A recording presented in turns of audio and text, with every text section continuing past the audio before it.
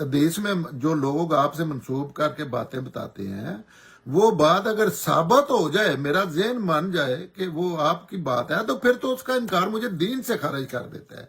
ऐसी बात नहीं है। मैं तो बात कर रहा हूं जो जो ज्यादा मशहूर है वो सबसे ज्यादा झूठ है।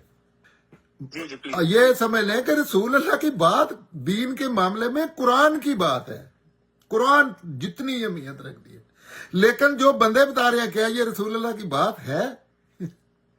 कौन कह सकता है? नहीं, वो कुरान से टकरा रही है, वो तो कुरान से बेशक से तो उस बात का, और वो रसूल अल्लाह की बात का इनकार नहीं होता। वो तो जो झूठा मुझे बता रहा है, या उसमें उसमें 3500 एक चेन बनी है, उसमें पता नहीं किसी ने डंडी मार दी हो, तो जब तक वो कुरान के मुताबिक नहीं होगी, 50% तो जो बातें मशहूर हैं, बल्कि मैं जरा ज्यादा ही कम कर दी है, कुरान ही रिजेक्ट कर देते हैं।